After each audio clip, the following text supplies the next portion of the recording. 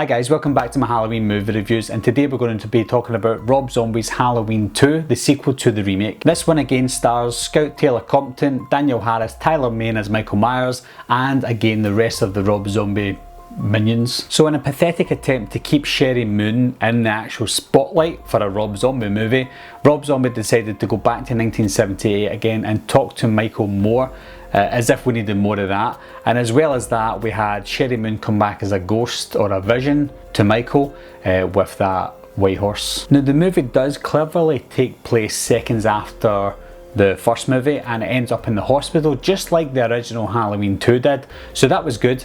And we also find out how Michael escapes from what happened in Halloween 1 with the scene on the road with the accident and the cow, and with the dialogue between the two guys in that van. Again, it just confirms straight from the off that this is just going to be as crude, if not cruder, than the first Halloween from Rob Zombie. And in that same scene we see Sherry Moon for the first time as this vision with the white horse, and it's almost as if Rob Zombie is trying to make this storyline worse than the Thorn storyline. After the hospital scene, it cuts to Laurie 2 years later waking up from a dream, but it doesn't really confirm which part she was dreaming about. Was she dreaming about the whole thing in the hospital, or was some of it still real? It does kind of confirm some of that later on in the movie, but I'm guessing we probably just have to make our own mind up. Now if we move on to the characters in this film, there's new characters in this film that nobody really cares about, but the characters that were brought over from Halloween 1, some of them were good. I like Sheriff Brackett, Brad Dourif's character, but what they do in this film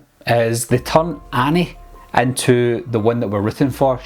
They turn her into the Laurie Strode that we wanted to see, and then they turn Laurie Strode into the Annie from Halloween 1, so it's kind of roles reversed. We wanted Annie to survive, and we didn't really care for what happened to Laurie Strode. And then if we move on to Dr. Loomis, this was the biggest issue with the characters in this film. He was just a dickhead. Now Dr. Loomis was a lovable character in the original Halloween franchise. We loved him, even though he was crazy at points. We still loved Dr. Loomis. He was one of our favourite characters, but they just turned him into this money-hungry, ignorant person that again you just wanted to die. Every scene we've seen Michael with these visions with the white horse, they got worse and worse as the movie progressed. We even at one, well, eventually we saw Michael, a young Michael, and his mother all in the one scene talking to each other. Michael talked to his mother through his younger self. Again, it was just ridiculous and soul destroying to watch. It became apparent that we're seeing this movie through Michael's eyes and not Laurie's eyes.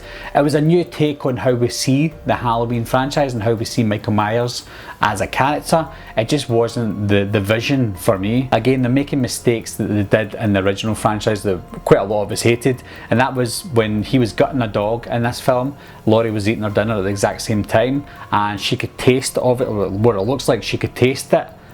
From what he was gutting, so she had that kind of psychokinetic powers with Michael that Jamie and Michael did in Halloween 5 and 6. So they're making all those bad mistakes again, and again it's as if Rob Zombie's just trying to make those mistakes. After the hospital scene was out the way, the rest of the movie was just uninspiring and very, very forgettable. There was a few good scenes in the film, when I say good scenes I mean visually. There's a scene when Laurie goes to this Halloween party. It looks good, the lighting's good, but it was ruined again by the camera angles. It was just Rob Zombie's classic camera angles. Most of the movie, in fact, it was like a 2-hour Rob Zombie music video. Now the ending of this film has to be the worst ending in any Halloween movie, and that includes Resurrection.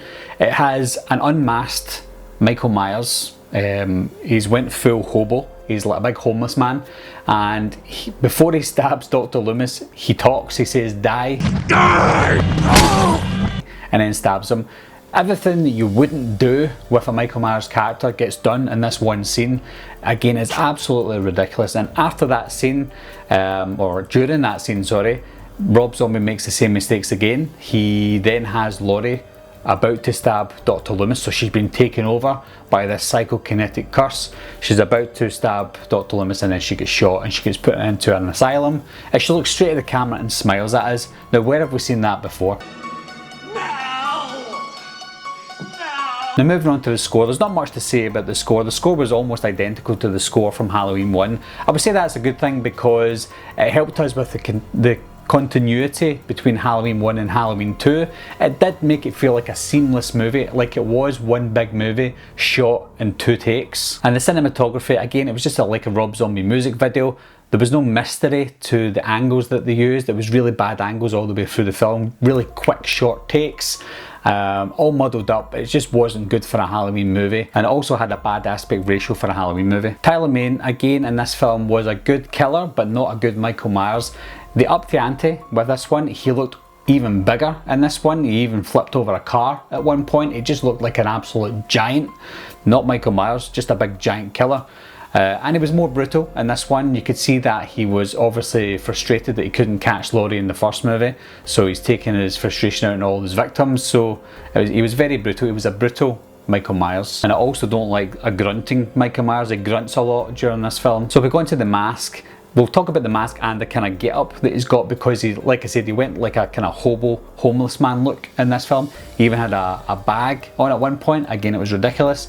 The mask, realistically, the mask would start falling apart, so it was good in that aspect, but I don't want to see his face. Now, people moan about seeing Chris Duran's eyes in Halloween H2O. They all have a problem with that, but then when it comes to seeing Michael Myers in this film, they're happy to see his full face, including his eyes, so I don't quite get that.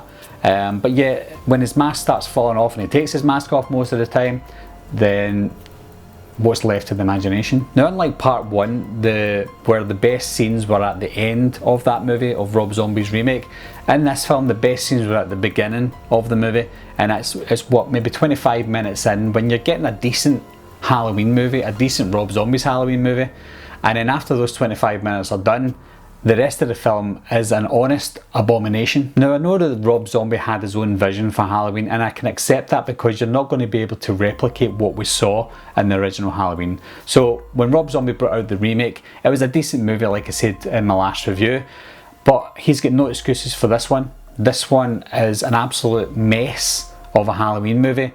Sometimes you can look at a Rob Zombie Halloween movie and think, well, that would be a good movie if they just changed the names and didn't call it Halloween, just like the remake that he done. But for this one, even if you change the names and change the title, it's still a really bad movie. It's just really badly edited, really badly directed, badly acted. There's not anything that I can say good about this movie. It was a really, really bad Halloween movie. So what do you think of this movie, guys? Is it one of the best that you've seen, or one of the worst Halloween movies that you've seen? To me, it's one of the worst Halloween movies.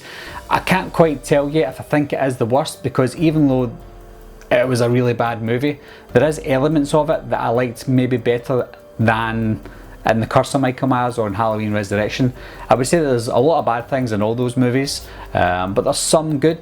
It's just how to balance it out. But what do you think, guys? Leave your comments down below. I've got one more Halloween movie review to do, and that's obviously the new Halloween movie from 2018, so look out for that one. Anyway, guys, thanks a lot for watching again. Thanks for subscribing, and I'll see you soon. Bye bye.